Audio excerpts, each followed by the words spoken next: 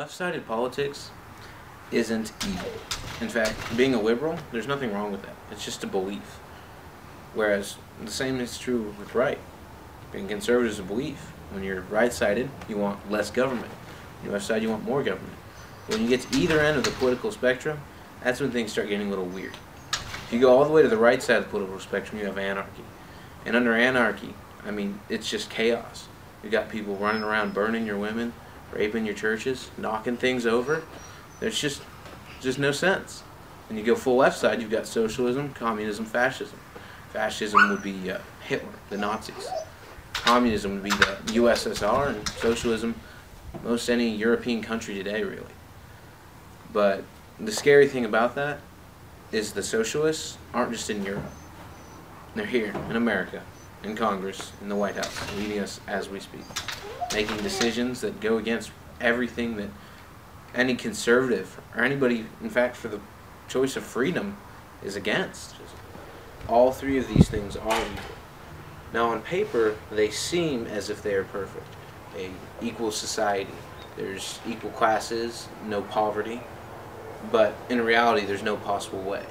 Humans are inherently greedy. We always want more. And so these societies can never hold up. The communist mindset is to put everyone on the same level with only a few above. But if you look at the communist rules, Marxism, that kind of putting itself above isn't even correct by communist standards. However, that's what always happens. The communist mindset always gives rise to one central leader, such as Hitler or Stalin, who become dictators, extreme rulers who aren't afraid to abuse their power. That's why Hitler killed the Jews, because there's no one left. That's what communism does. It gets in your head, and it makes you stop seeing people as people. It's why in all of our wars we didn't call the Japanese, we called them Japs. We called the South called the North Yanks. If you don't make your opponent look human, you don't feel bad about killing him.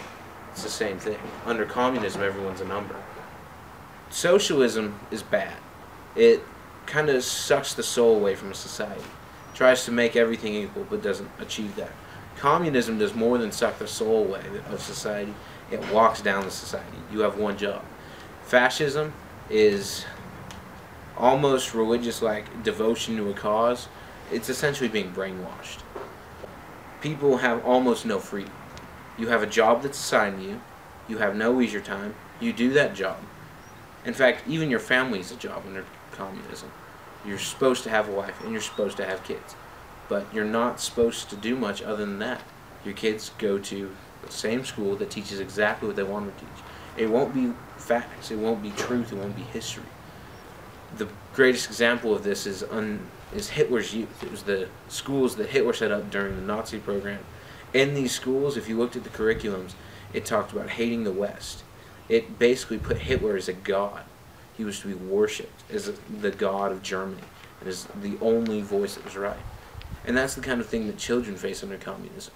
They grow up learning that their leader is God, and then that if they don't follow him, they'll be killed, which they will. That's part of communism. But the children grow up to become adults who are just as indoctrinated as their parents before. So there's never any time to see other points of an argument or even learn anything, because you simply go to work. You might be laying bricks for 12 hours a day. Come home, sleep, get up, do it the next day. You never have a day off. And any days that you do have off, you spend at political rallies, parades, more things that are just designed to indoctrinate you, pull you deeper and deeper. And that will continue on until society collapses in on itself, because humans require freedom. Now, at the end of the Cold War, we all thought communism was dead. However, communism isn't dead. It's very alive and very active in our world today. In our world today, almost every left-sided political leader in America can have their roots traced back to communism, including President Obama.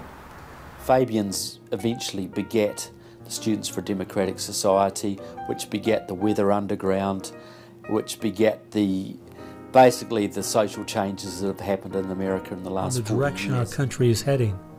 One is the Reverend Jim Wallace, who was president of SDS when he was a student at Michigan State University. And yet today, he is the spiritual advisor to the President of the United States. They've been friends for many years. They go back to Chicago and the Chicago politics crowd. And during the Vietnam War, he was rooting for the Viet Cong to beat the United States Army. And when they did, he just couldn't believe it. He said it was one of the happiest days in his life. These communist influences are everywhere. School teachers, professors, spiritual advisors. I mean, there's not really an area that they haven't infected. So the question we have to ask ourselves is, we've seen what socialism does to the countries that are under it throughout history. And do we really want that for America?